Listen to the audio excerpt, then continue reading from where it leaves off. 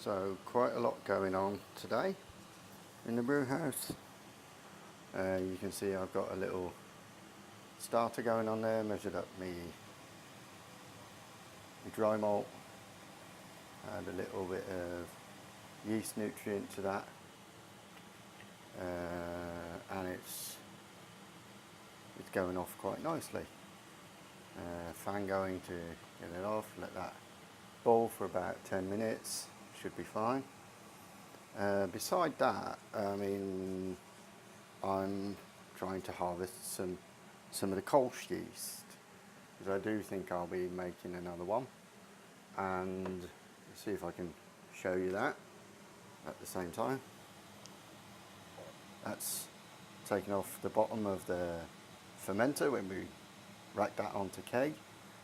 So that's going to be sitting in the fridge for about 15 minutes, and a little bit of a yeast video going on today, which I think a lot of people find fresh yeast to be a bit scarier. Of course, dry yeast is easier, it's cheaper, you get good results with it. The main thing, at least for me, with fresh yeast is the variety that you get the accurate yeasts that are used to produce particular beers. And with Kolsch, people are saying, yeah, well, it's K97 or some other yeast type, but with the fresh yeast, they say, okay, BLP 029, Kolsch ale yeasts, there's kind of no discussion, it's the yeast to use. So I'm finding that quite good to have that as an option. But I'll check in with you in a bit and we'll see how we're progressing. So the next thing that we want to do when we've boiled for 15 minutes is chill this down. I've filled the basin with as cold water as I could get it.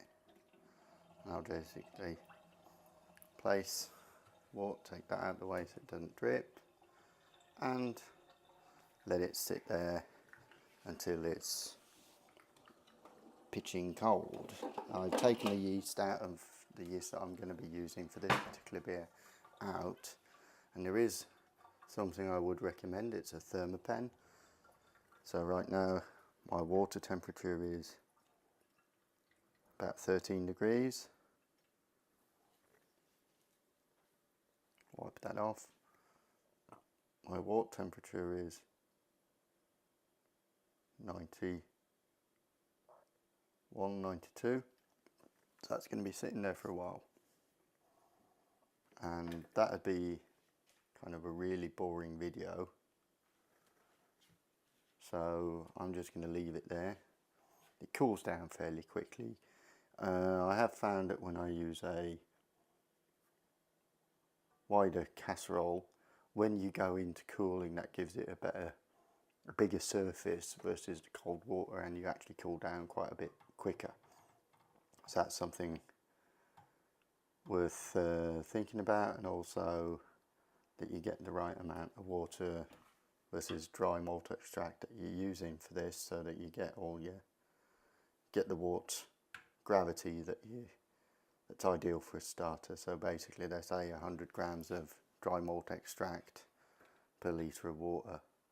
So this is 1.5 litres of water, so 150 grams of malt extract gets you pretty close to 1.75-ish litres of starter. So we'll see how that goes and come back later. So it's been about 5-6 minutes, and time, always fun to check how we're doing on.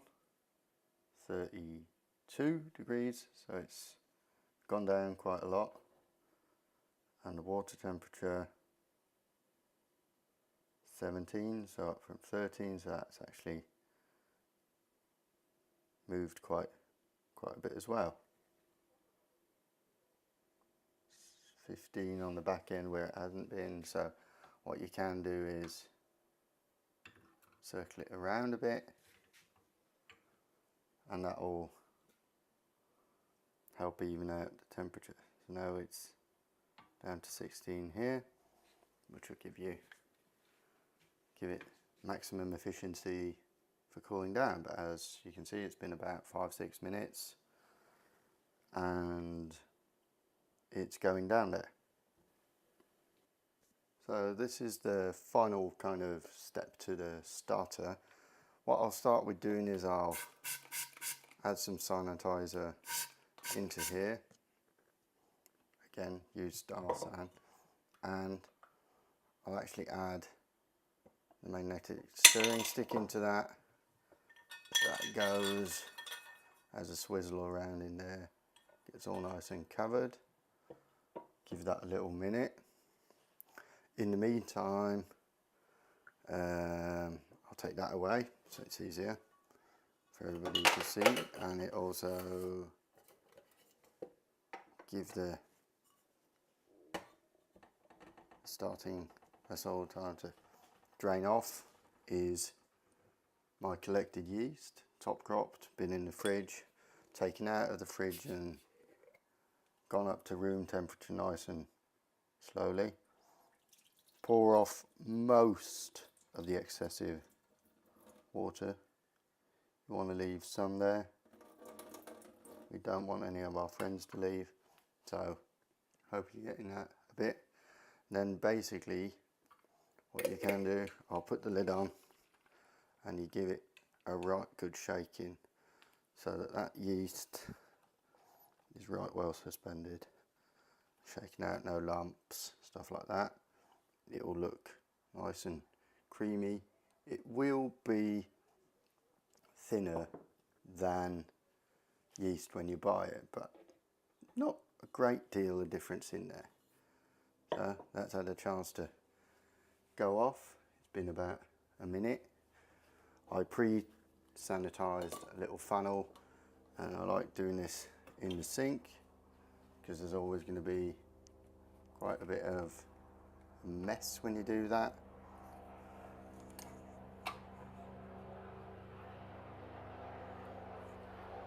And we can basically have, all we need to do is add the wort nice and gently there. Don't want any overflows or spills. Funnel's nice because you don't have to worry so much. Goes in there just over 1.5 litres on that one. I miscalculated that slightly, but that, for the first starter that I want this to be, that should be fine. Yep, looks okay. Now you always want to remember to add your stirring. Swizzle that around a bit. Smells yeast, so not so much beer, which is a good thing. It's a benefit of top cropping. And in she goes.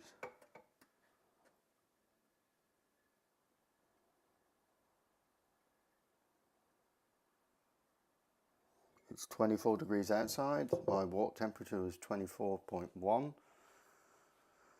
So not much difference there, and you want to have that pretty much the same temperature so that the yeast doesn't get a heat or a cold shock when you add it to the starter, which is not something we want at all. I'm taking some aluminium foil. I'm from the UK, so I say aluminium foil and not aluminum like the Yanks do. Take my sanitizer. That's just good practice. Personal opinion is that it doesn't necessarily make an awful lot of difference, but add that gently on top so the air can come in, and there you have it. Starter ready to go on the magnetic stirrer and increase the number of yeast cells quite dramatically. So looking forward to that, and see you later.